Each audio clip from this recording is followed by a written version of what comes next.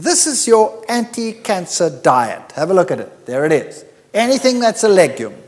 Particularly try and include soy, which is one of the richest. The African diet typically consists of grains and legumes. That's it. And some greens.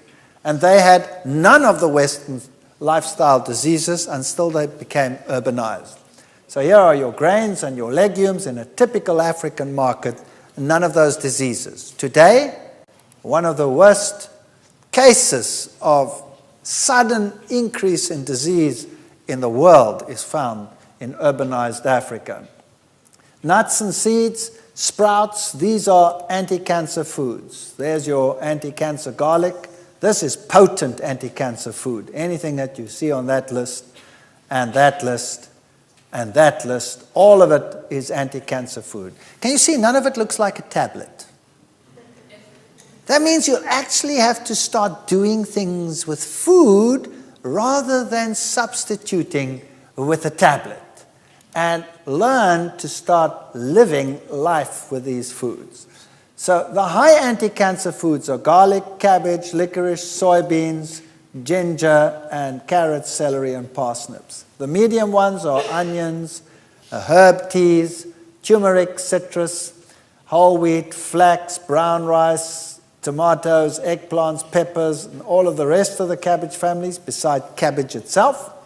And then you can add there some of your grains and your condiments. So here's a summary of findings.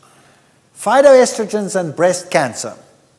There's a wealth of evidence that phytoestrogens are protective against breast cancer. And here's a little graph for you in terms of prostate cancer, and breast cancer is very similar. This is the incidence of prostate cancer in China, South Korea, and Japan, as opposed to the UK, Australia, and the USA. It's pretty bad, eh? So, wow, would one like to get prostate cancer? It's not a very nice cancer to have. So what's the difference? Why does China have such a low incidence, South Korea and Japan, and the Western countries look like that? Bowel cancer. High intakes of soybeans and tofu give an 80% reduced risk of cancer of the rectum and the lower bowels. 80%. Phytoestrogens can reduce the number of crypts, those are little places that become inflamed and eventually form little tumors. Phytoestrogens may be effective only in blocking the early rather than the late stages. So you want to start having a lifestyle as soon as possible. And kids must learn to like these things. This is an interesting study that was done on skin cancer. You know, today they're telling you the sun is getting worse and worse, time to wear wide-brimmed hats, don't they? In Australia it became a law that you had to wear a wide-brimmed hat. They've taken that law away again now, I hear. Now why is that? Because people are getting more and more cancer. Here's what happens. Phytoestrogens can protect against the harmful effects of UV from the sun. In a study performed by the US Army, it was found that rats exposed to lethal doses of X-rays all survived if they were fed phytoestrogens in their diet, whereas those eating regular food all died. So the phytoestrogen genistein blocks the growth of skin cancer cells called B16 melanoma cells in mice. So here is a substance in the food that prevents skin cancer, and you can get it from soy foods. Remember this one over here. We'll talk more about genistein. Genistein is a very important component. It is as good in many cases as hormone replacement therapy that you get from the doctor. Estrogens have a protective effect on the brain. So what are phytoestrogens? Here's a little definition. Phytoestrogens are natural plant molecules similar in shape and size to human body estrogen, but not identical. And this slight difference means they don't have all the same effects of estrogen, and luckily, since some of the effects of estrogen can be nasty. So what do?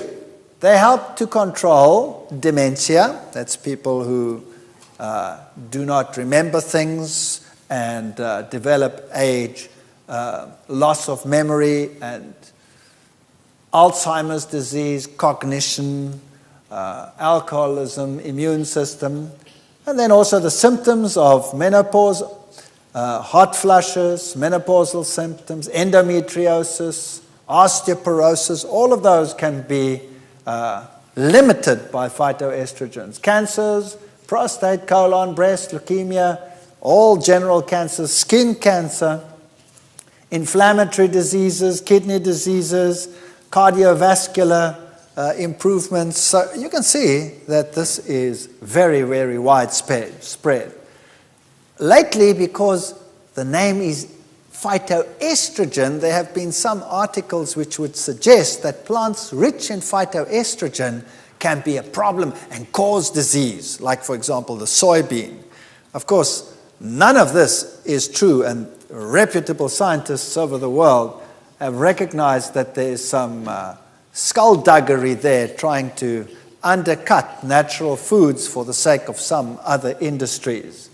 So don't believe everything that you read. If you want to know exactly what it is that has been isolated as the key component in some foods, for example, Brussels sprouts, has a compound which is known as sinigrin, and broccoli, sulforaphane, and also diethiotones, etc. So there are all the citrus fruit contains limoline, and so we have certain foods, phytic acid in grains, for example. These are some of the compounds that occur in these products. And they can work at different levels.